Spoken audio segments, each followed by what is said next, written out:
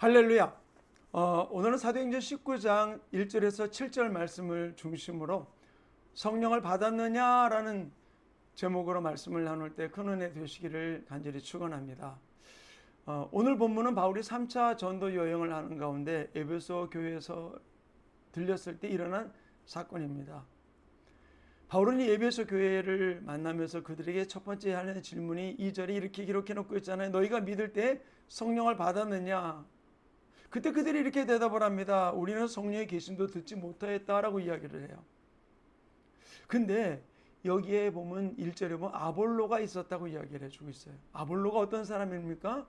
사도행전 18장 24절 25절에 보면은 가장 지식의 도시라고 말하는 알렉산드리아에서 태어났고 유대인이고 언변이 있고 성경에 능통하고 일찍 주의도를 알고 예수에 관해서 자세히 말하고 가르치는 사람이었다라고 이야기를 해주고 있어요.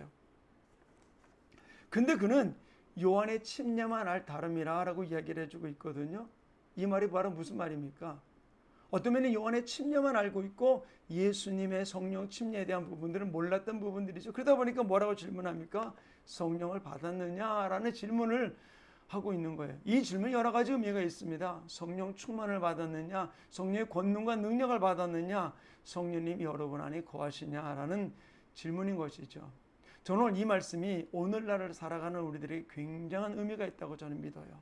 그래서 세 가지로 여러분들에게 지금 나누어서 말씀을 나누기 원합니다. 먼저 첫 번째로는 마지막 때이기 때문에 우리는 성령 받아야 됩니다.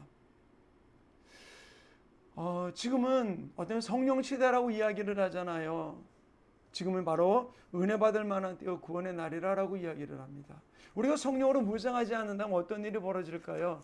요한계시록은 이렇게 이야기를 해주고 있습니다. 19장 4절에 오직 이마에 하나님의 인침을 받지 아니한 사람들만 해하라 하시니 마지막 심판이 임할 때에 우리 이마에 하나님의 인침받지 아니한 자, 곧 성령이 인침받지 아니하는 자들만 해하라.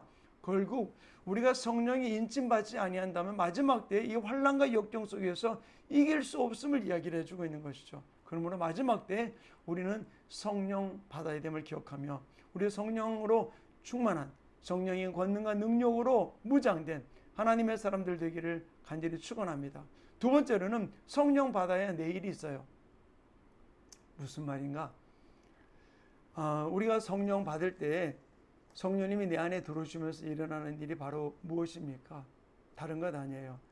요엘서 말씀을 인용하면서 사도행전 2장 17절 이렇게 기록해 놓고 있어요. 말세에 내가 내 영을 너희 육체에 부어주리니 너희 자녀들은 예언할 것이요 너희 젊은이들은 환상을 보고 너희 늙은이들은 꿈을 꾸리라.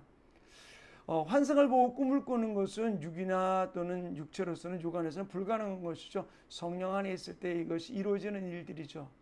그러므로 성령 받지 아니하는 사람이 어쩌면 가장 불쌍한 사람이 왜? 내일이 없으니까. 근데 성령 받으면은 오늘이라고 하는 현실에 영원하신 하나님의 내 안에 들어오심을 통해서 확실하게 내일이 보장되는 것이죠.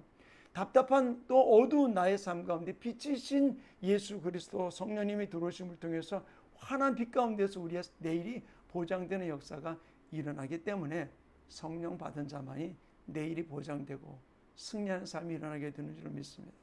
세 번째로는 성령 받아야 교회가 부흥됩니다. 우리 충만교회 부흥되어야 됩니다.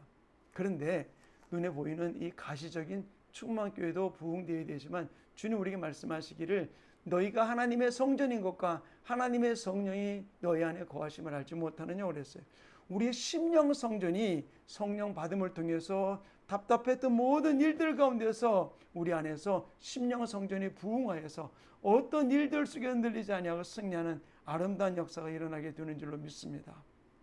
그러기에 바울은 에베소 교회를 처음 만나면서 너희가 성령 받았느냐라고 질문하면서 그들에게 말씀을 전하고 마지막 에베소 교회를 떠나면서 마지막 고별 설교를 하면서 이렇게 이야기를 합니다. 사도행전 20장 32절에 내가 지금 여러분을 주와 및 그 은혜의 말씀에 부탁하노니 그 말씀이 여러분을 능히 든든히 세우사 거룩하게 하심을 입은 모든 자 가운데 기업이 있게 하시리라 그랬어요. 성령 받았느냐라고 하면서 에베소 교회를 처음 만났다가 에베소 교회를 떠나면서 뭐라고 얘기합니까? 말씀 안에 너희를 부탁한다. 말씀에게 너희를 부탁한다. 말씀이 너희를 든든히 세우고 거룩하게 하고 기업 있게 하리라라고 얘기해 주고 있는 것이죠. 결국 성령과 말씀이 우리 안에 거할 때 우리가 든든히 서가는 역사가 일어나게 되는 줄 믿습니다. 마지막 때를 살아가는 사랑하는 성도님, 성령의 권능과 능력으로 성령의 임재 가운데 날마다 승리하시는 아름다운 주인공 되시기를 간절히 축원합니다. 아멘.